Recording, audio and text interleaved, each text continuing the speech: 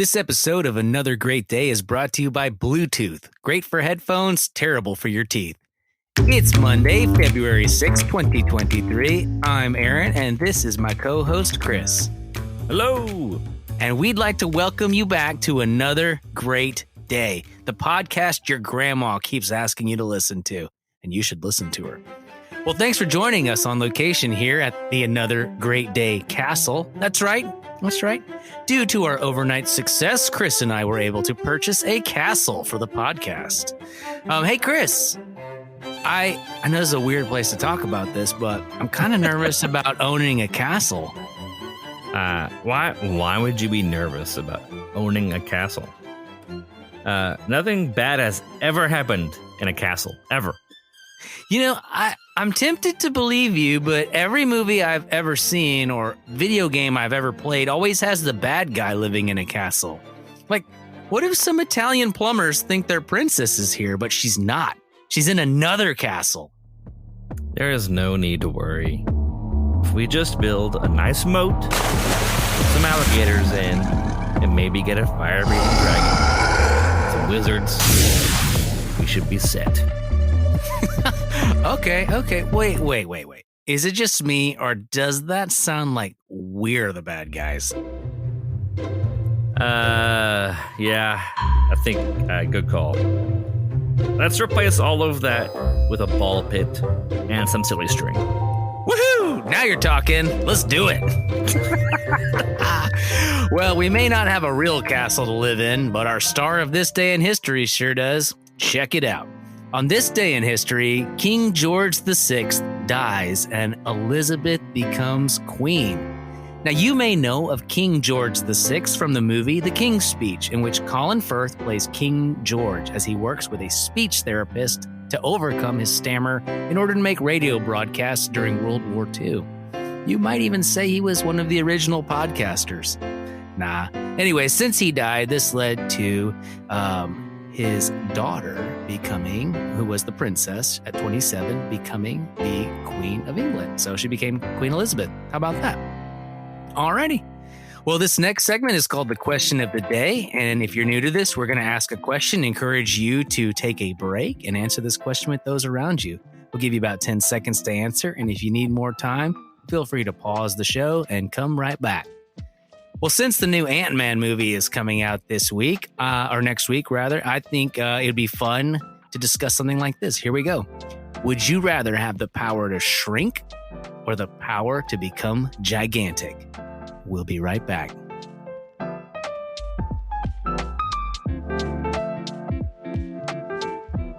All right, Chris, we're back. Would you rather have the power to shrink or would you rather have the power to become gigantic? My first thought was gigantic, to move things, but I don't know many things I need to move that are big. Remember that time we had to move all those roofing tiles for Dave and Cindy? That would have been a great day to be gigantic. We could have scooped them all up in one handful. Yeah, just one handful, like moved them over. That's a day. But what are the pros of being tiny? What are your thoughts? Well, if you're tiny and let's say you accidentally locked your keys in your car, you could probably find a way to get in to a locked thing a little bit easier. Okay. You know, or like a locked room, you could go through the keyhole. Is it similar to the Ant-Man scenario where you also get super strength somehow? Yes, you have the proportionate strength of an ant. But if you're gigantic, I think your strength is also like super gigantic strength. So Okay. So it's proportionate all the way. Yeah, I'm thinking gigantic. Are you saying for sure. Ant-Man in regular human size has proportional ant strength? No, he has normal human strength. So it's only when he's in making the special ant size or large size is he powered differently. Right. He can like lift up a guy's foot and flip him over in ant form. This makes no sense. You know what? I'm going to need you. I'm going to quote my guy that I like. I'm going to need you to get all the way off my back about this. Okay. I didn't make the rules here. I'm just trying to understand. Okay. So I'm going to go with gigantic and not overthink this. I'm going to go with gigantic. Being prepared that people are going to ask you for help all the time. People are like, hey, I'm moving next week. Could you just grab all my stuff in one handful and take it to my new house? Easily secure like a government retainer and move large ships for them or something, like, oh my gosh. Go down to like a canal somewhere and they're like, oh, we need you to help move stuff. You could work for Amazon millions for of dollars. Oh yeah. Just lay down and act like a land bridge between Asia and the United States or something. Oh. I mean, that'd be truly gigantic. You'd be leaving the atmosphere. I'm imagining you getting some kind of like road outfit. The backside of you is also capable to be driven on. And you're so big that your body, like your knee, is a mountain-sized haul. That's amazing. All my hairy arms and legs. It's like long grass or something like that. Oh, it'd be trees and. Oh yeah, it'd be gigantic. Anyway, it'd be gigantic. This sure is an interesting question. I am glad we talked about this. Aren't you? Yeah, that's the proper response. Oh, hey, what's that noise? Do you hear that? It sounds like someone's at the door. Chris, would you mind getting it? Sure. Hang on a sec. Oh, it's a package. It says it's from. This is odd. It's from us, but it says it's from the future. Whoa. Wow. There's a note, too. What does it say?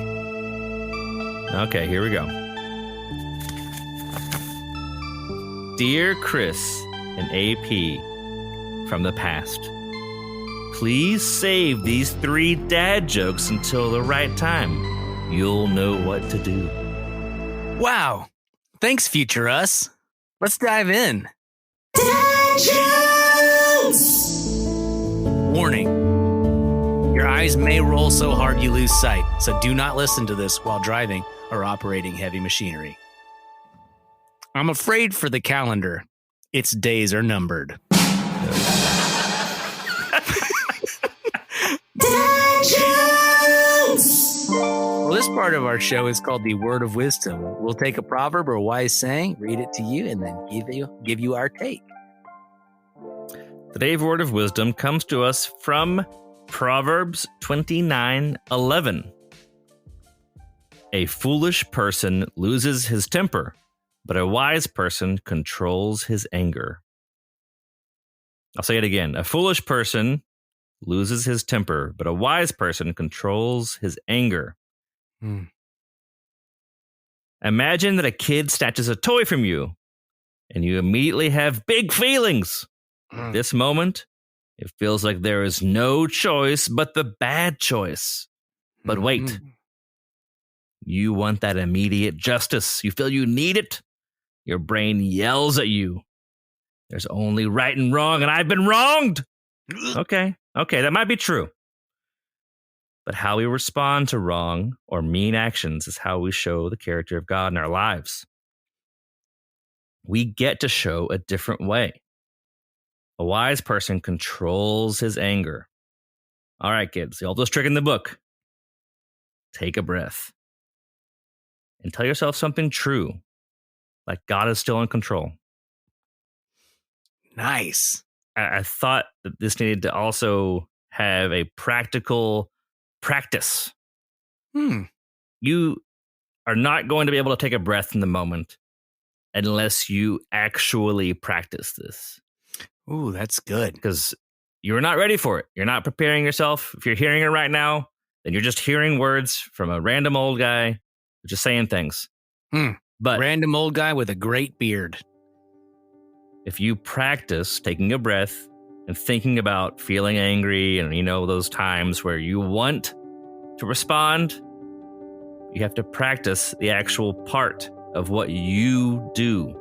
So that is what I hope. Hope you'll practice taking a breath, thinking about something true about God or about this person.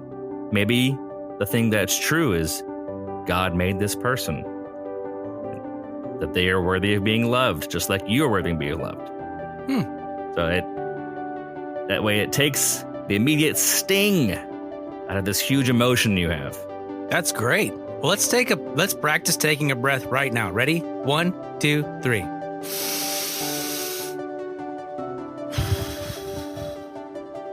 In through the nose, out through the mouth. Man, that's a good truth. Thanks, Chris. Appreciate that. Well, hit the music and let's get out of here. We'd like to thank you for listening, and if you enjoyed listening to this show, please share it with a friend or two. And if you're not enjoying it, you can share it with an enemy. Either way, we're glad you're here, and we hope you make it another Great. day. We'll see you tomorrow.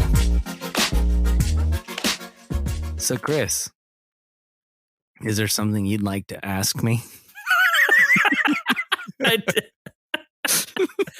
I did write down a question. Would you Oh, rather? you did? Interesting. I didn't Would know you- that. Would you rather be the king? Are you angry? This I'm question's furious. making you furious. Ugh. Would you rather be the king of 1,000,000 ants, or have an island where 5 people are you're their king, the king of Okay, 5 people? so I can rule over 5 people as their king. Yeah. Or I can be in charge of 1,000,000 ants. Yes. Okay. Well, I'm having flashbacks to our sponge and cruise ship discussion where one was Okay. clearly the right answer. Wait, But I'm what's the right answer? the cruise ship was the right answer all Oh day. yes, yes. Yeah, cruise yeah. ship. And in But- this one, I feel like I got to be in charge of 5 people. Oh really? I mean, I don't have the ability to. I mean, I could be the king of ants right now. No. This is a special case. You're Ant-Man. You can talk to ants and Oh. control them. Oh, bro, million ants all day. Million Yes. ants. Oh, no problem. Ants don't talk back to you. They won't bite me. That's true. Ants have free food out in the yard, I'm sure. What do ants even eat? I don't know. I could get them some sugar for when they're really good I played SimAnt, the video game from the on late Super 90s, Nintendo. Yeah. and they ate little green blobs. Okay. So- I could get them some green blobs. I don't know what that was supposed to represent. As long as they're 16-bit blobs, I think that'll work. Yep. Dude, yep. remember when it would rain in that game? It would flood out your colony? It was terrifying. Yeah, that was amazing. Gosh, I love Sim I never Ant. really played the game as a real game. I played it in the mode where you can just put ants everywhere and watch them do things. Kind of like when you go out into your yard and you see ants. Mhm. It's kind of like that mode where you don't really have any say. You're just kind of watching. The real way to play was to direct them to go do things, like Right. a real-time strategy game. Yeah, I remember And that. I was never great at that because the other blue ant colony or whatever it was would come and Wreck you. attack. And Yeah, you get wrecked. I always thought it was actually really good for uncles to have that game because it could simulate like what it would be like if they were an ant, you know?